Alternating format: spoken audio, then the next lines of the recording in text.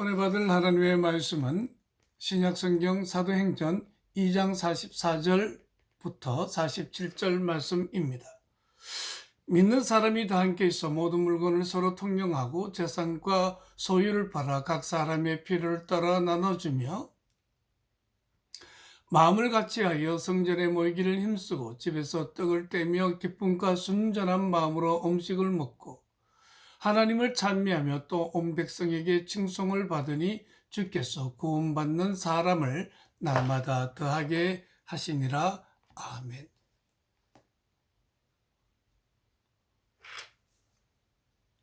초대교회의 영향력의 비결, 이와 같은 말씀의 제목으로 은혜 나누기를 원합니다. 한때 한국 개신교회는 참으로 많은 성장과 그리고 온 국민으로부터 지지와 신뢰를 받으면서 성장을 해왔습니다. 하지만 지금은 교회가 사람들의 비판의 대상이 되어져 버렸고, 나아가서 청년 그룹에게는 인기 없는 종교로 전락하고 말았습니다. 하지만 초기 교회는 참으로 위대한 영향력을 발휘했고 사람들과 하나님에게 칭송을 받는 그런 교회로 서 있었다고 말하고 있습니다. 그래서 결과적으로 믿는 사람의 숫자가 날마다 더 하게 되어지는 그런 결과가 있게 됐는데, 오늘 본문의 말씀을 통해서 초기 교회의 어떤 전도의 어려움과 그리고 전도에 유익했던 점, 그리고 이렇게 영향력을 발휘할 수 있었던 그 힘의 근원은 무엇인지를 생각해 보기 원합니다.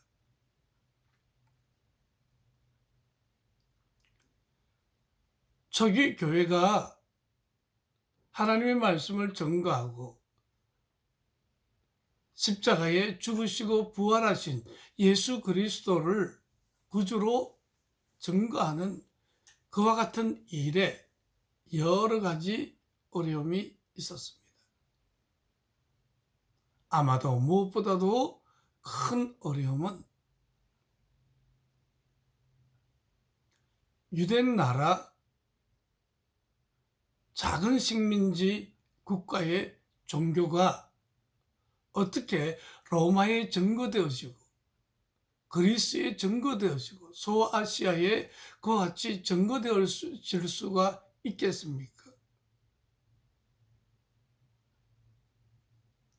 식민지의 종교가 그와 같이 힘을 얻어내기는 매우 어려웠을 것입니다.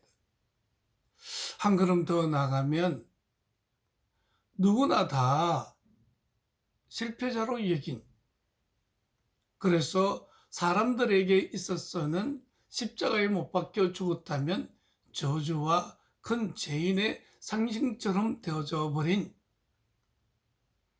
누구나 인정하는 그와 같은 실패자로 여겨지는 예수 그리스도를 유일한 구세주로 말씀을 증거한다는 일은 매우 어렵고 어려운 일이었을 것입니다.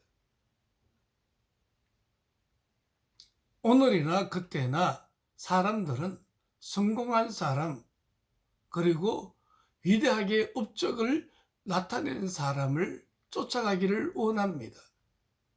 하지만 예수 그리스도는 십자가에 못 박혀 죽었다는 그 사실 하나만으로도 소아시아와 로마와 온 유럽의 말씀을 증거해내기는 상당히 어려웠을 것입니다. 하지만 또 한편 복음을 증거하기에 유익한 점도 있었습니다.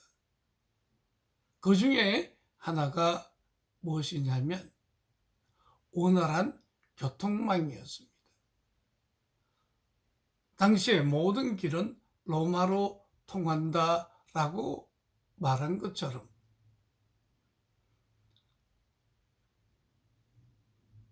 유대 나라에서 육로로 그와 같이 아시아, 소아시아 그리고 로마로 들어가기에도 적합했고, 아니면 차라리 처음부터 배를 타고 로마로 또 소아시아로 갈 수도 있었습니다.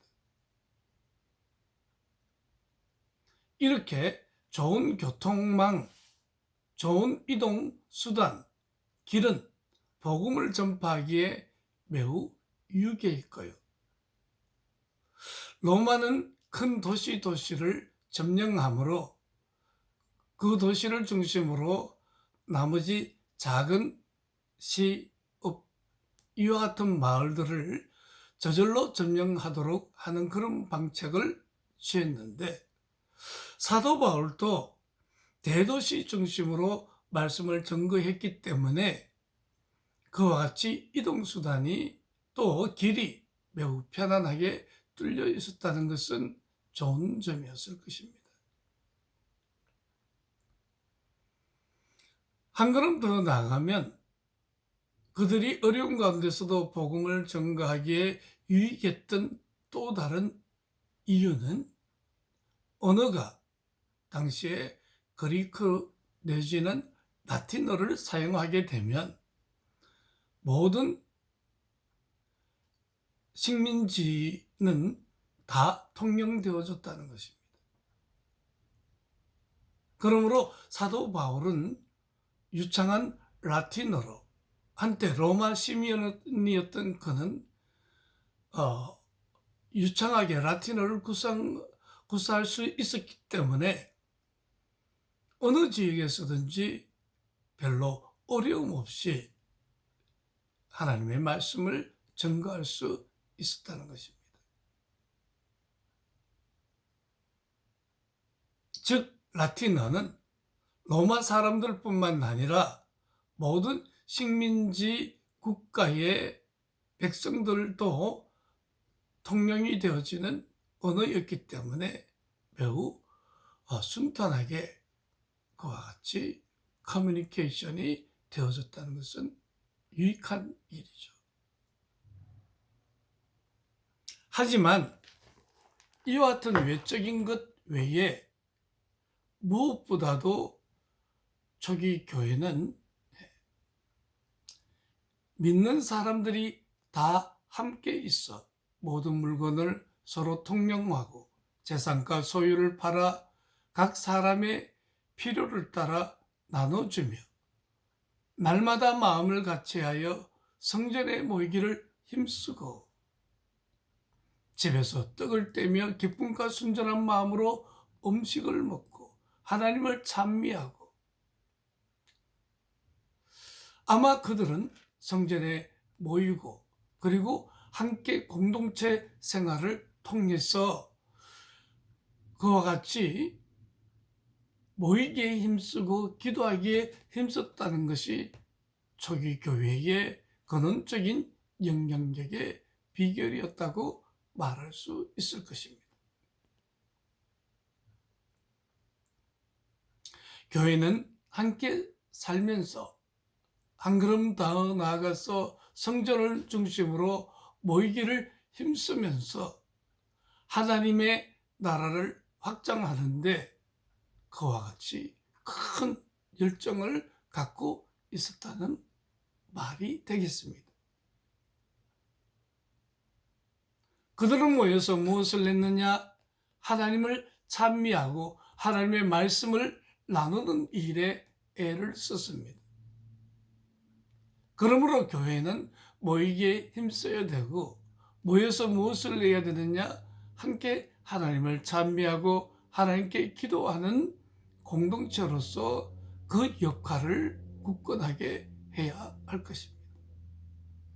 교회는 모이고 한 걸음 더 나아가서 하나님을 찬미하고 그리고 모여서 기도할 때에 그와 같이 큰 영향력을 드러낼 수 있는 그와 같은 힘을 얻게 되는 것입니다.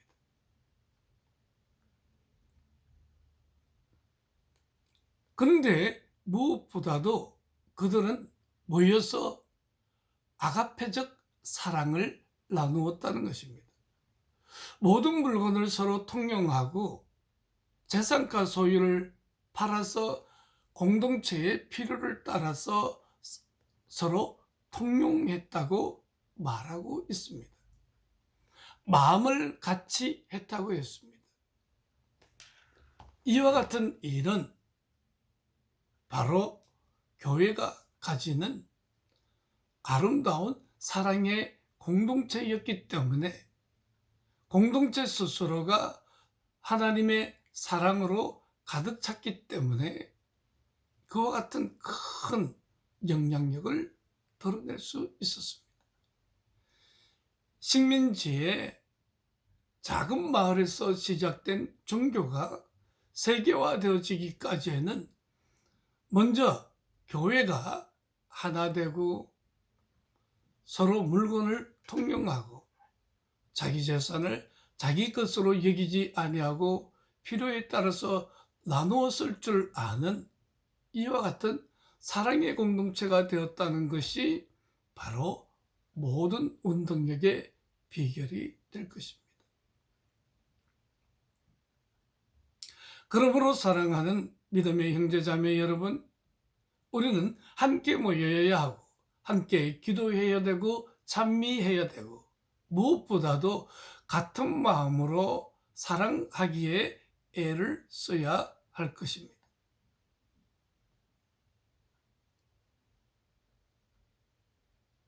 그리고 그들은 모여서 떡을 떼며 기쁨과 순전한 마음으로 음식을 먹었다고 말하고 있습니다. 이는 초기 교회가 성만찬을 겸하여 드린 아가페 미를 의미하는 것입니다.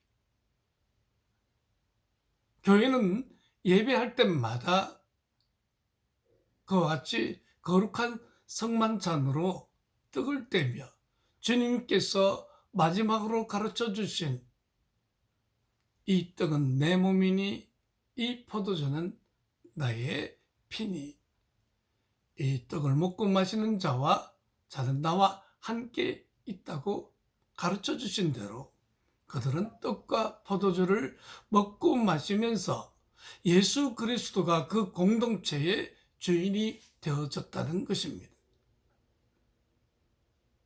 이렇게 교회는 모여서 힘을 얻었습니다. 그리고 그들은 모여서 힘을 얻음과 동시에 세상 밖으로 힘있게 나아갔습니다. 그래서 그들의 사랑은 공동체를 넘어서 공동체의 담벼락을 넘어서 세상 속으로 실천되어졌던 것입니다. 교회는 모여야 합니다. 우리는 모이는 교회를 에클레시아, 하나님으로부터 부르심을 입은 자들의 모임이라는 용어를 씁니다. 모여서 이와 같은 힘을 얻고 난 다음에 교회는 세상 속으로 아포스톨로스, 흩어지는 세상 속으로 나아가는 교회가 되어져야 합니다.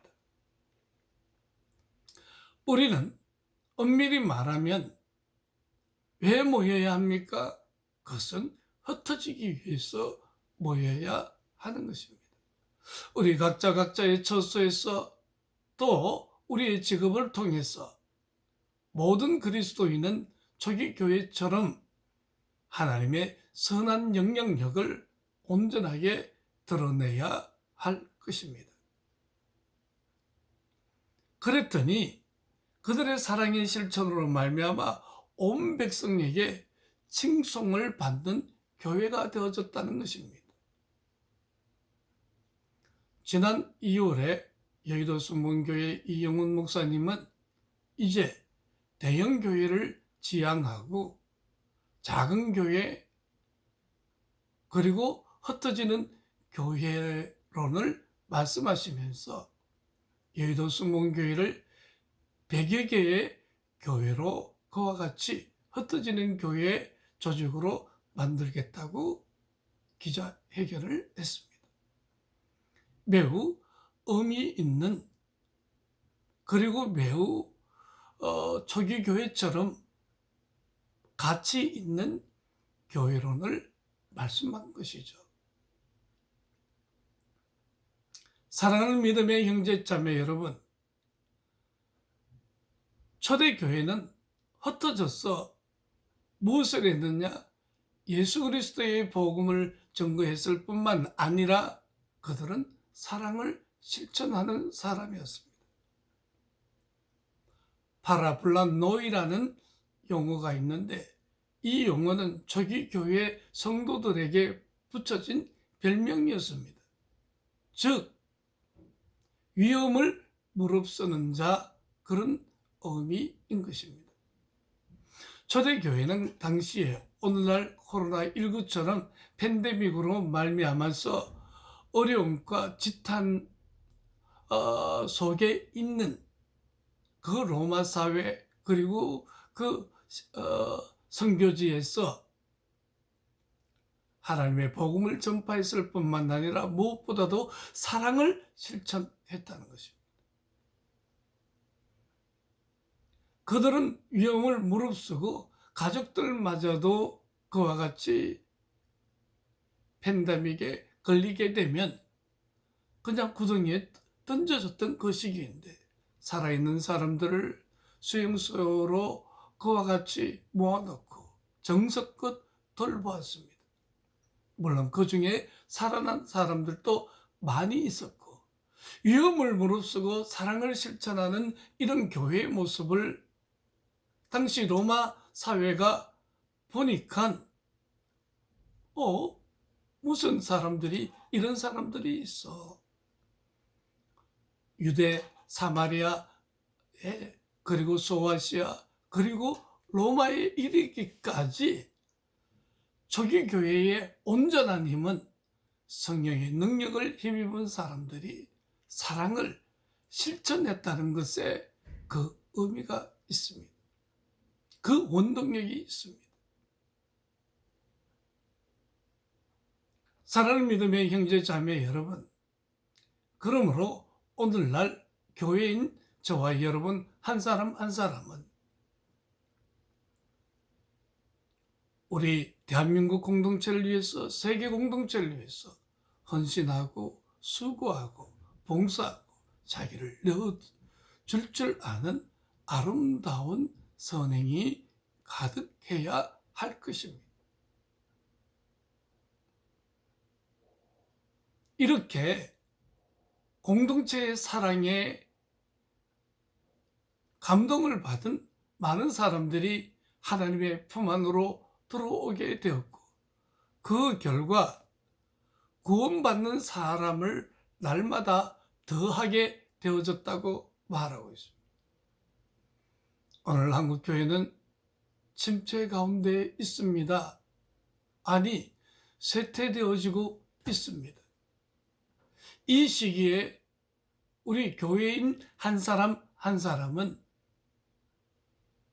초대교회 교인들이 어떤 삶을 살았으며 어떻게 믿음 생활을 했는지를 깊이 살펴보니 결국 함께 모이기를 열심히 하고 기도하기를 열심히 하고 하나님의 말씀 나누기를 열심히 하고 그리고 나가서 하나님을 찬미하는 일에 모든